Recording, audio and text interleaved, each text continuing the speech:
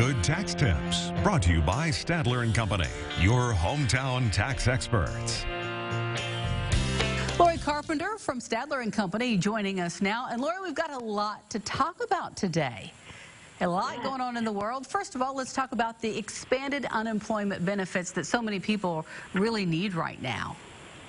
Right. So there are several good pieces of expansion that have happened for unemployment. One is that if you are self-employed or a freelancer or a part-time worker, normally you're not qualified to receive unemployment, but right now you would qualify to receive unemployment if you're just unable to work.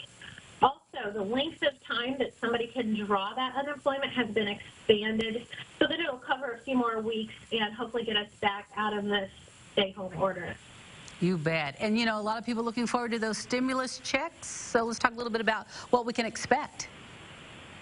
Sure. So those stimulus checks are expected to be direct deposited based on your 2019 tax information. And if you didn't file yet for 2019, the IRS will look at that 2018 information. So they do have a way of getting there. Now, if you have not filed 18 or 19, it might be a good idea to get those filed right away.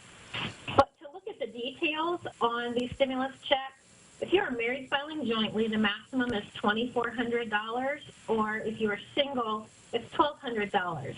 And in addition to that, the amount will be $500 per each child who's eligible for the child tax credit who's on your tax return. So there are some phase-out limits to be looking at, and then there's also a settle-up that will happen on the 2020 tax return.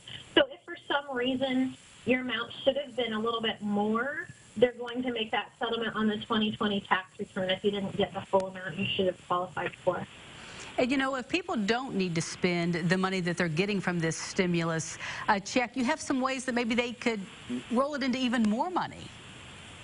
Absolutely. So I did a pro forma just to see what it would look like if you were able to invest this $3,400. So for a couple married filing jointly with 2 children, so a family of 4, the total stimulus amount would be $3,400. And if they were making right around that $150,000 mark, they could turn that $3,400 into $4,300 before July 15th. And so the way to do this is to take all of that money and invest it in an IRA, a traditional IRA, or in an HSA, because those become an above-the-line deduction. And the difference if you live in Vigo County, because the county tax is different in each county, is roughly $900. So you can save $900 and have that in your pocket when you file your tax return. Yeah, that's pretty significant. So not only do you get a stimulus check, but you can make money on that stimulus check. So good thing. Absolutely. Yeah. And you know, some people are going to get sick with COVID-19, and they're able to draw from their retirement account, and the government kind of loosening up some penalties. Can you talk about that? So normally, when you take money out of a retirement account, if you are not 59 and a half, you're going to have a 10% penalty on that. And the nice thing is, if you have a COVID-19 related reason to take up to $100,000, there is going to be a waiver of that 10% penalty. So you will still have to pay income tax on it, but no penalty, which can really reduce the amount you're getting there. And, of course, both Indiana and Illinois, they've extended the deadline to file those taxes, as well as the federal government. Can you talk a little bit about that? Absolutely. So the federal government extended the deadline for filing and any tax payments that would have been due on April 15th. Those were extended to July 15th.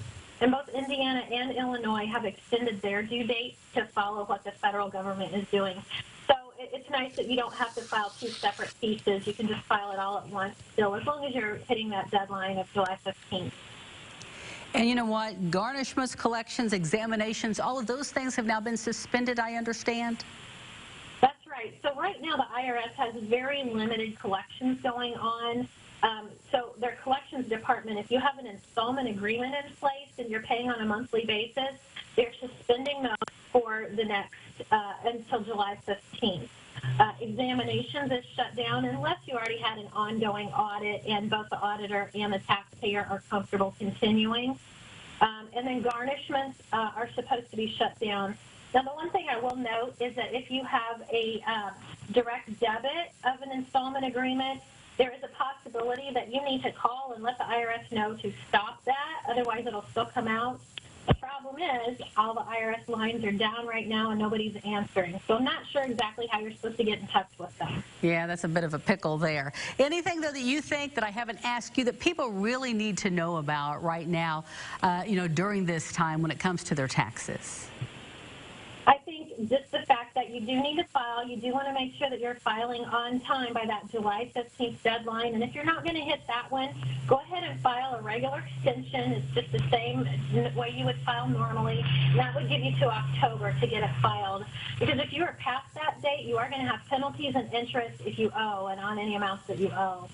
Right, and you guys have a website. You make it so easy for people to find out information. And we've talked a lot about a lot of different things, so they could find out even more things on your website. Can you give us that?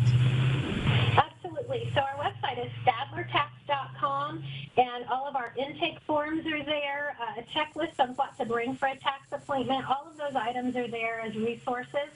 And then also our Facebook page, we have a lot of tax tip videos there where people can find out just a little more about their personal situation. Wonderful. Hey, you've taught me some things today. I'm sure our viewers have learned a lot as well. I really appreciate the fact that you joined us today. Thanks so much. My pleasure.